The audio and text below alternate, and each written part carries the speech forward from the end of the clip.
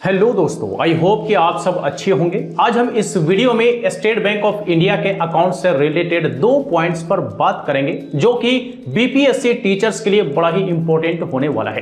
Point number 1 होगा कि अगर किसी भी बीपीएससी टीचर का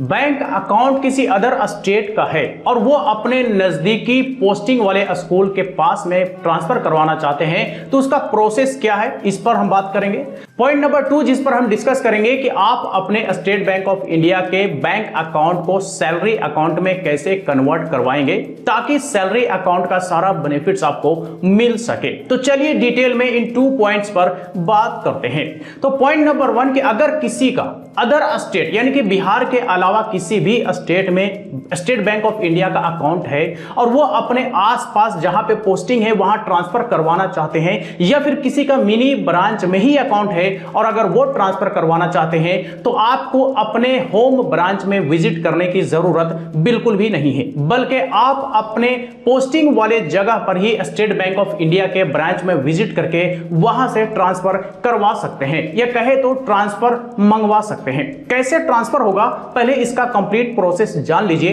देन हम अगले पॉइंट पर बात करेंगे। तो देखिए, अगर आपका मिनी ब्रांच में किसी अदर स्टेट में एसबीआई का अकाउंट है या फिर नॉर्मल एसबीआई का सेविंग अकाउंट अदर स्टेट में है और अगर आप बिहार के किसी भी डिस्ट्रिक्ट में उसे ट्रांसफर करवाना चाहते हैं तो बड़ा ही सिंपल प्रोसेस है। इसके लिए आपको अपने नजदीकी स्टेट बैंक ऑफ इंडिया के ब्रांच में विजिट करना होगा और वहां आपको ब्रांच मैनेजर से मिल करके आपको ट्रांसफर करने की रिक्वेस्ट करनी होगी। अब ट्रांसफर करने का रिक्वेस्ट अगर आप ब्रांच मैनेजर से करेंगे तो ब्रांच मैनेजर एक ईमेल करते हैं आपके उस ब्रांच में जहां पर आपका ऑलरेडी बैंक अकाउंट है। अब वहां पर ईमेल करने के बाद 2 से 3 दिन का समय लगता है और उसके बाद वहां से ट्रांसफर के बारे में रिप्लाई आता है, और जैसे ही ट्रांसफर के बारे में रिप्लाई होता है तो फिर आपका ट्रांसफर का प्रोसेस स्टार्ट हो जाता है। लेकिन ट्रांसफर का प्रोसेस स्टार्ट करने से पहले आपको पूरी डिटेल में जानकारी आपको अपने ब्रांच मैनेजर को देना पड़ेगा कि आप किस स्कूल में ड्यूटी कर रहे हैं, आप सरकारी बीपीएससी टीचर हैं यह भी आपको बताना पड़ेगा,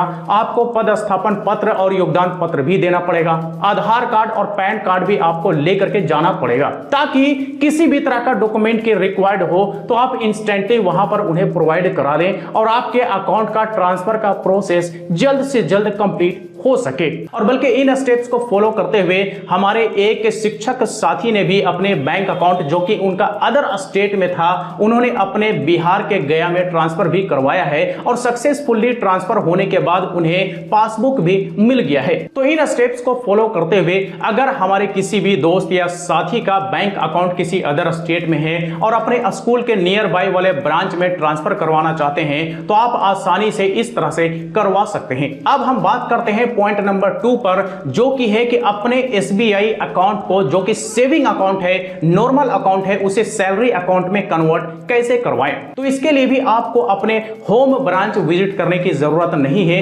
बल्कि आप ये कर सकते हैं कि आपका जो एक रजिस्टर्ड ईमेल आईडी आपके बैंक अकाउंट के साथ होता है, आप उस ईमेल आईडी से अपने ब्रांच मैनेजर को ईमेल कर सकते हैं। ईमेल करेंगे तो उसमें आप डिटेल मेंशन करेंगे कि हम बीपीएससी के शिक्षक हैं, टीचर में हमारा जॉब हो गया है। इसके साथ साथ आप अपना कंप्लीट स्कूल का डिटेल भी देंगे कि किस स्कूल में आपकी ड्यूटी है, और उसमें आप अटैचमेंट के रूप में 2 फाइल जो कि आपको मिले हैं, एक नियुक्ति पत्र और एक योगदान पत्र, ये दोनों भी अटैच करेंगे ताकि ये एक प्रूफ हो सके कि आप जो बोल रहे हैं या जो बता रहे हैं वो सच है। इसके साथ साथ आपको अपना आधार कार्ड और पैन कार्ड भी अटैच करना जरूरी होगा। तो आप ये सारे फाइल अटैच कर देंगे और ईमेल में आप ये भी मेंशन कर देंगे कि हमारा चूंकि नॉर्मल सेविंग अकाउंट है, हम इसे सैलरी अकाउंट में कन्वर्ट करवाना चाहते हैं। सैलरी अकाउंट में कन्वर्ट हो जाने के बाद आपको कई सारे बेनिफिट्स मिलते हैं, जैसे कि डेबिट कार्ड को यूज करके एटीएम से जो विथड्रॉवल करते हैं वो अनलिमिटेड होता है किसी भी एटीएम से।